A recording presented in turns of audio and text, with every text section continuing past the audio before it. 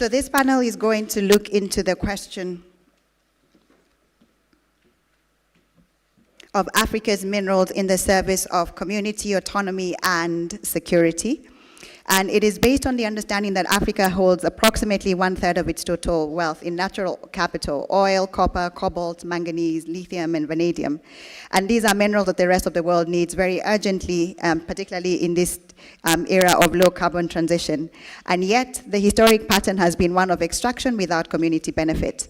The communities living closest to extraction sites carry the environmental cost and social disruption, while the economic return goes elsewhere.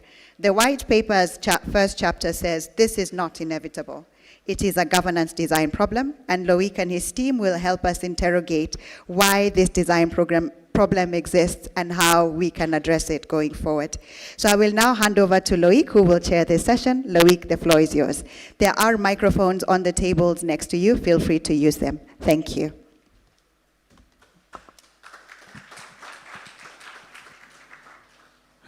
Bonjour à toutes et à tous. Je vais faire la session en français, je crois que c'est ce qui a été demandé. Avant de commencer, je voudrais remercier la Fondation de l'innovation pour la démocratie pour cette invitation et pour tout le travail qu'on a.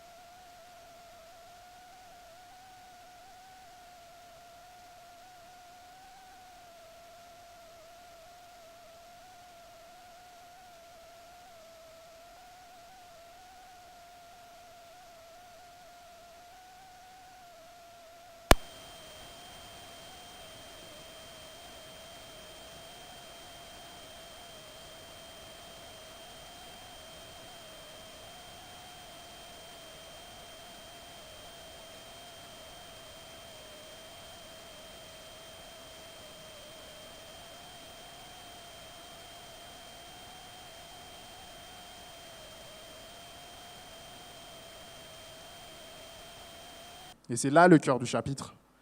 Une politique de ressources naturelles ne devrait plus être jugée seulement à partir des volumes extraits, des investissements annoncés, ou des recettes fiscales attendues. Elle devrait être jugée à partir de ce qu'elle change concrètement. Est-ce qu'elle transforme l'économie? Est-ce qu'elle renforce les territoires? Est-ce qu'elle protège les communautés? Est-ce qu'elle crée de vraies capacités productives? Pour répondre à cela, le chapitre propose 3 tests. Le premier, c'est la valeur captée et retenue.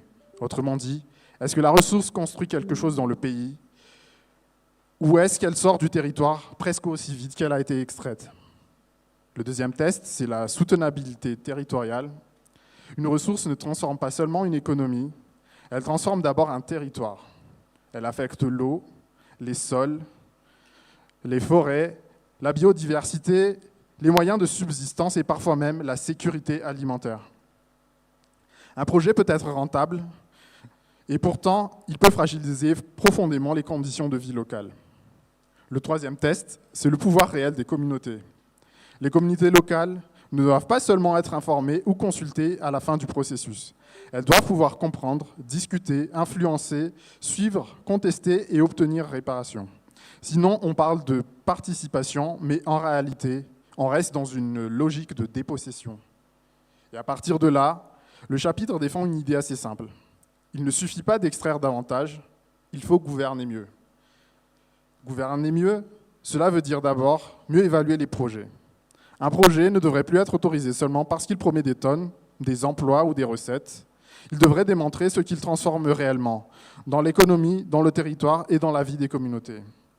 Gouverner mieux, ça veut dire aussi négocier à la bonne échelle. Trop souvent, les États négocient au niveau du permis ou de la filiale locale, alors qu'une partie du pouvoir réel se situe ailleurs.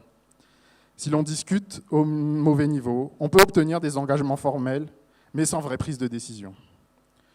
Gouverner mieux, c'est aussi être plus sérieux sur la création de valeurs locales. Transformer localement ne peut pas être seulement un slogan. Il faut de l'énergie fiable, des infrastructures, des compétences, du financement, des fournisseurs locaux. La création de valeurs, ce n'est pas seulement construire une usine, c'est construire une trajectoire de capacité. Enfin, gouverner mieux, c'est replacer les communautés et le capital naturel au centre. L'eau, les sols, les forêts, la biodiversité ne sont pas des variables d'ajustement, ce sont les conditions matérielles de la vie territoriale. De la même manière, les communautés ne sont pas des obstacles au projet, elles sont les premières concernées par ces effets, elles doivent donc être reconnues comme des acteurs légitimes de la gouvernance des ressources. Ainsi, la thèse du chapitre peut se résumer en une phrase. L'Afrique ne transformera pas sa centralité minérale en autonomie, en extrayant davantage, mais en gouvernant mieux. Et gouverner mieux, c'est tenir ensemble ce que l'on sépare trop souvent. C'est dans cet esprit que je souhaite ouvrir notre discussion aujourd'hui. Nous avons autour de la table des regards complémentaires, tant sur la gouvernance et l'économie politique, un regard éthique et philosophique sur notre rapport à la nature, un regard juridique, contentieux, et le point de vue de la société civile.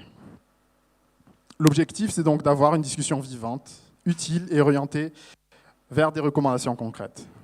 Pour commencer, je vais me tourner vers Dr Ketakandriana. Alors, à partir de votre lecture de l'économie politique des ressources naturelles, à quelles conditions cette demande mondiale en ressources peut-elle devenir un levier de souveraineté pour les États africains ? Merci Loïc et bonjour à tous, c'est un plaisir de vous voir. Je représente Resource Justice Network qui est un mouvement global militant pour la justice des ressources naturelles justement. Et félicitations pour ce chapitre du livre blanc qui est opportun maintenant plus qu'à tout autre moment parce que la transformation pour l'Afrique, elle doit se faire aujourd'hui. On ne peut plus se permettre d'attendre avant d'atteindre ces objectifs. Alors, en parlant des leviers, comment est-ce qu'on peut transformer ce moment ? Il faut d'abord se dire que extraire ne suffit pas, les revenus ne suffisent pas, tel que Loïc l'a dit tout à l'heure. Il faut transformer le système et le transformer en le recentrant sur les communautés, leurs besoins, mais aussi sur la transformation locale des ressources elles-mêmes, retenir la valeur, bien entendu, mais avoir aussi une vision sur le long terme. Ça, je dirais que c'est la condition essentielle, parce qu'aujourd'hui, les projets miniers, pour la plupart, surtout dans le rush pour les minerais de transition, afin de tacler les effets du changement climatique, les projets recherchent des gains immédiats.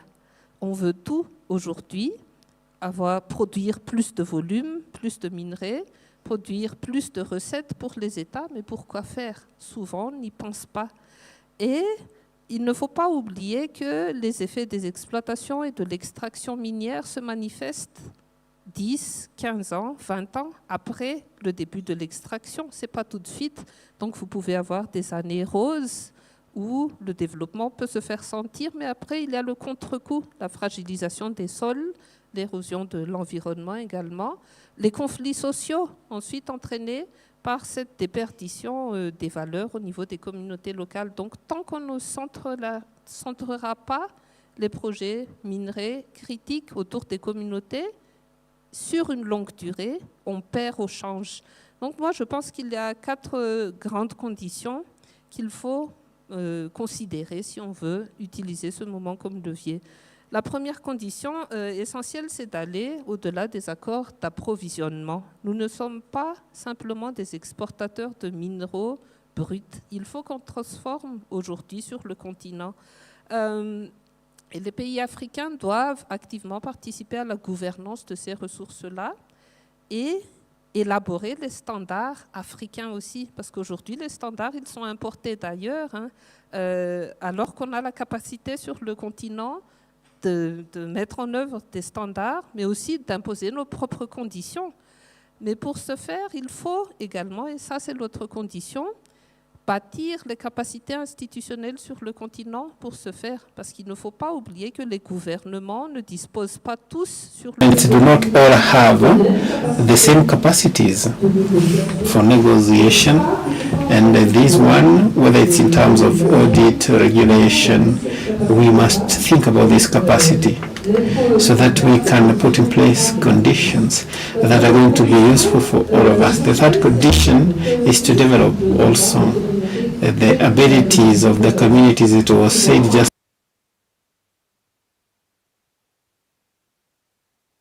it is beyond decorum. We must have free consent, and it is important that we do not consult the communities at the last minute, because this is going to affect their territory, their lives. Communities must not be left out when you're even carrying out the mathematical calculations, otherwise you'll have a disaster. You're going to have negative effects when we are talking of just transition. And finally, we must preserve the place for African choice on the geopolitical framework for the transition minerals, and we should not use it. We should not have an agenda that is imposed. Africa has its own vision. 63, for example, we have all the policies that are developed within the African Union with the SADC. It is to increase our capacities for negotiations once again and put the communities at the center of all the decisions that we are making. Thank you.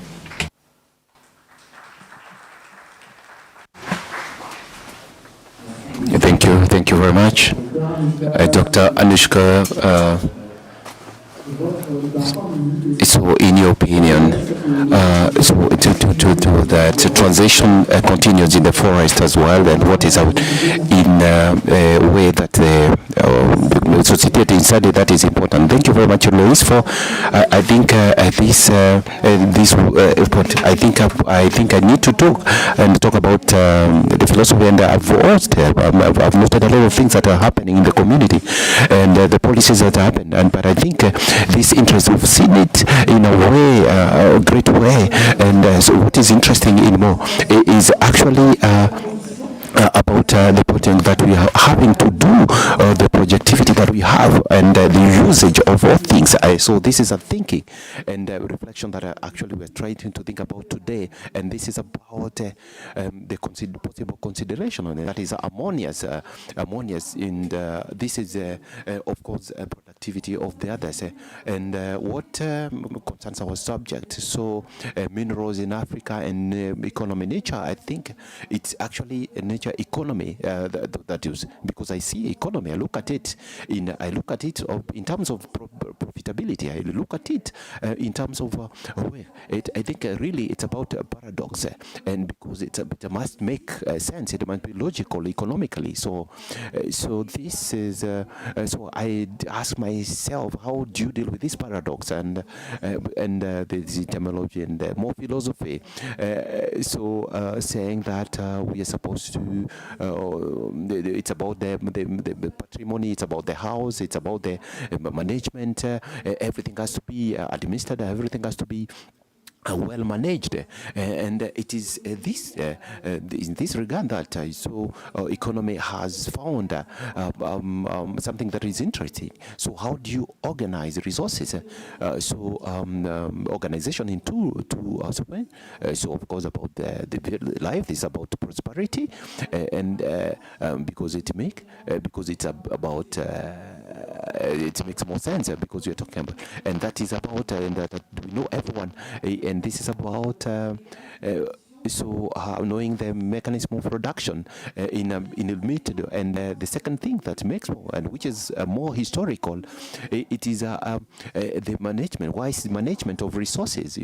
And we have these terms of course, we come to another term, and I come to the interesting subject that we have today, and this is about what we are going. Is it these three concepts that we're going to do, that we explain explicitly, and that is the way. And the first concept which I've just talked, it's about this prosperity.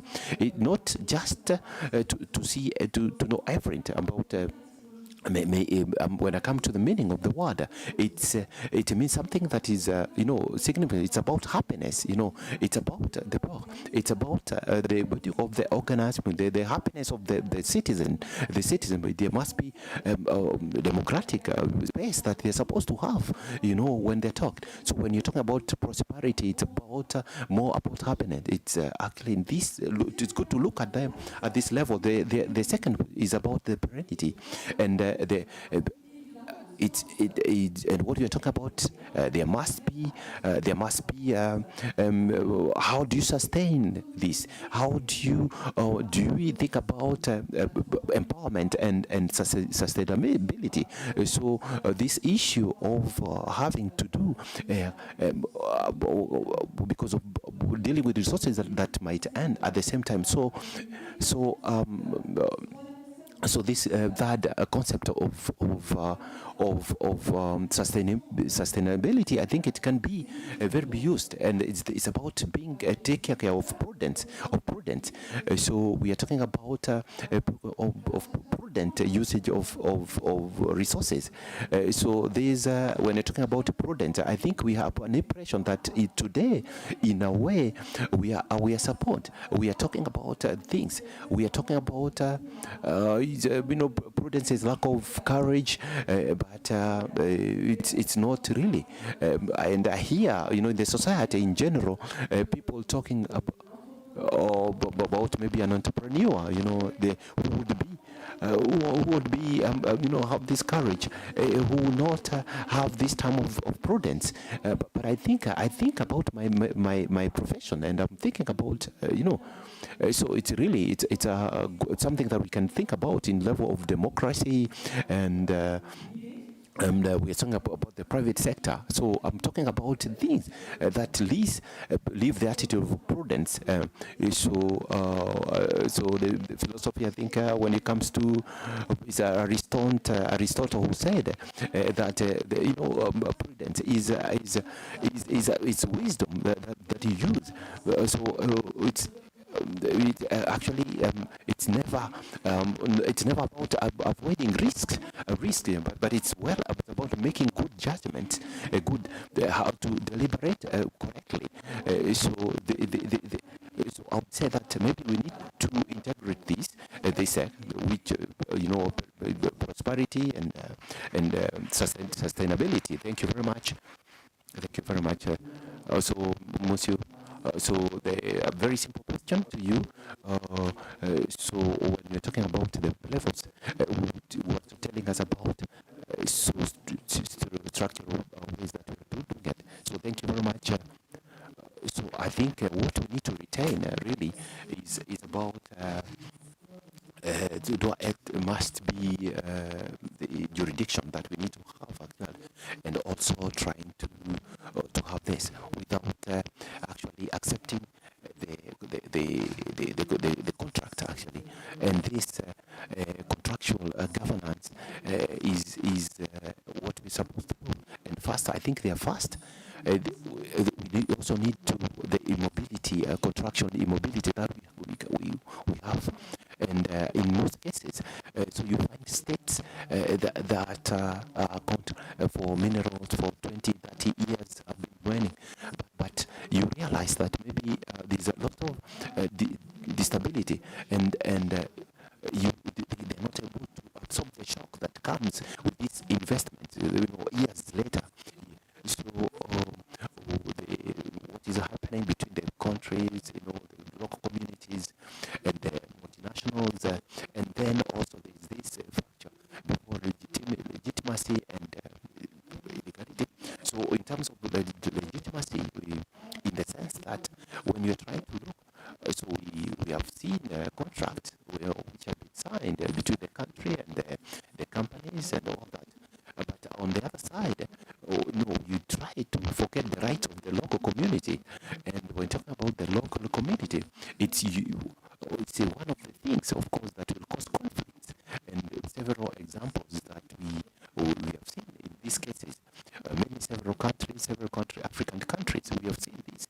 When we forget the rights of the community, I think we are creating explosions.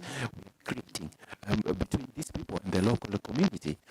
So when we are trying to see, we also realize that the governance, the current governance is because the more we stay, we talk about the legitimacy and the formality and the legality as well. So we forget about the legality of the local community because you find a contract which has been signed somewhere in the capital but ignored, the settlement of the local community. So it is to say that.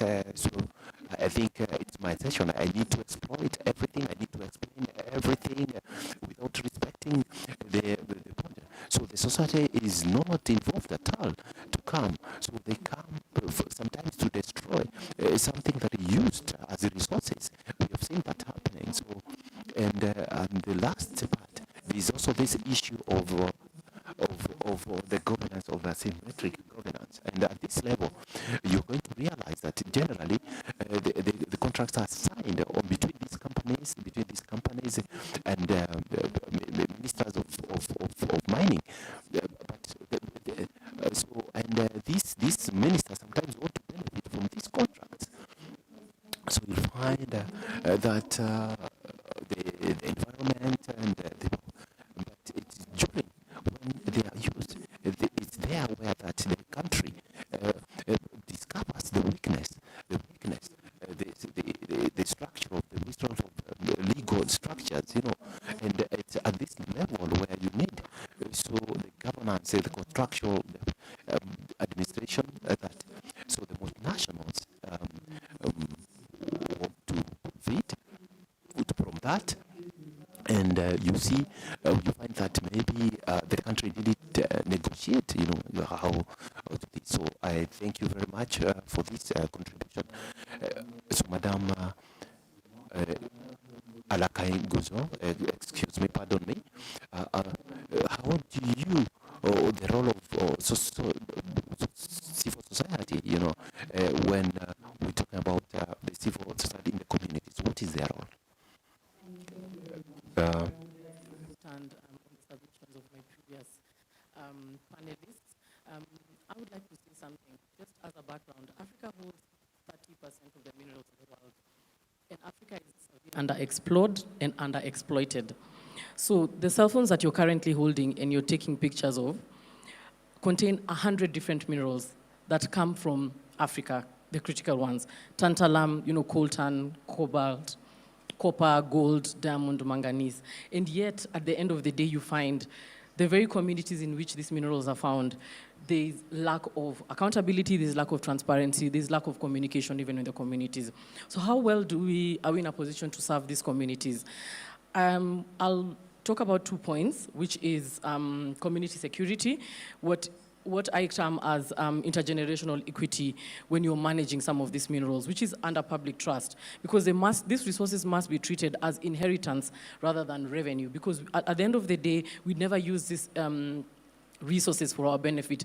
We mine, they're exported, and we buy back the goods at such a high value. So the first thing around intergenerational equity is looking at minerals for future generations. The state must be a trustee of these minerals rather than an owner. So we look at it as asset substitution. If we are exporting these minerals, then it means at the end of the day, we need to figure out how these minerals can be able to be stocked for capital for future generations. Things like those end up as sovereign wealth funds, but they have to be managed. Regulations have to be put in place to manage said sovereign wealth funds. Countries like Botswana have been able to do it. Botswana is actually a very rich country from the diamonds that they've managed to exploit, and the people of Botswana are able to access, proper infrastructure, health, and roads. So these royalties then become capital, and the capital then is able to get into certain projects such as energy. I'll give you an example. 600 million Africans currently do not have access to energy, and not just energy, proper energy.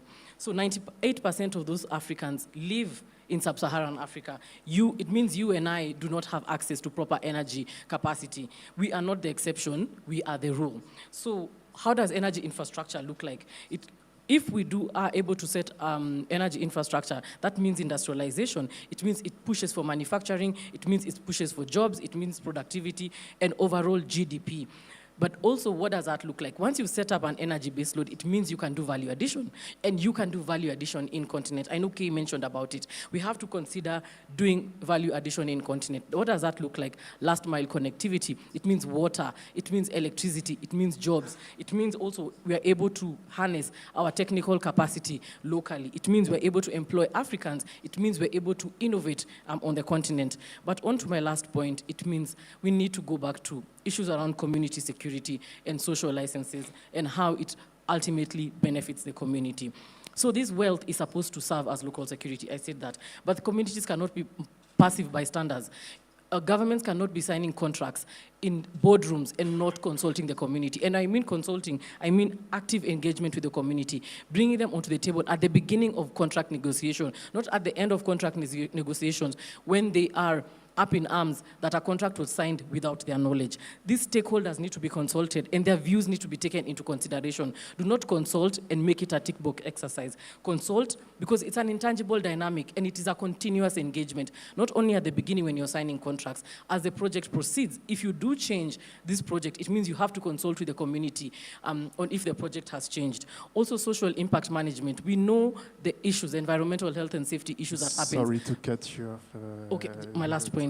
When mining is happening. Therefore, we need to be accountable and create mitigation opportunities for the community to be able to be part of these conversations. Thank you. Thank you very much. Eh bien, du coup, Maître Christian Mitambo, dans la suite de ce que Madame nous a déjà présenté, est-ce que vous pouvez nous dire, depuis le terrain, comment... On the grid. How can these communities see this big contract? As they sometimes do all the time.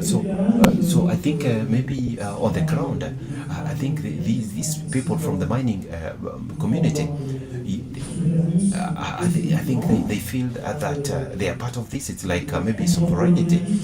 They feel that maybe it's a kind of neo-colonialism. So I think there's some articulation that happening in the governance of natural resources. So the community, between between that and that. So that's their feelings. I mean, total exclusion of what is happening.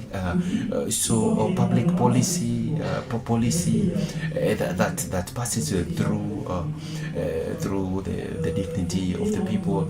So it's through this way that maybe natural resources and maybe the mineral resources in particular. So the investments that we call the revenue. So I think they need to change the way they look at things.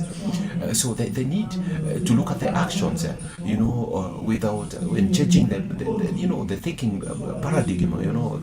We need to have a paradigm shift.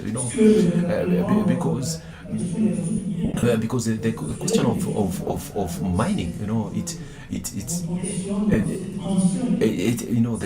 energetic transition, that is happening. It's sustainability. Continues to marginalize these communities, which are historically protected by their place. So thank you very much. Thank you very much. Thank you for this information. I think they would want to, if maybe I want to summarize in a single sentence. I think we need to know that Africa does not only own these resources. So thank you very much, everyone. Yeah, thank you very much, everyone. Merci beaucoup les panélistes. Je crois qu'il y aura une photo pour les panélistes. Après, et puis nous, on va avancer à rendre table 2. La table ronde.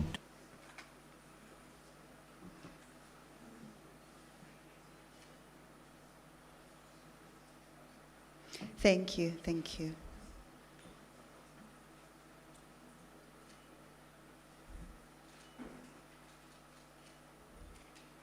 Thank you very much. You may have your seats. Thank you so much for such an engaging discussion.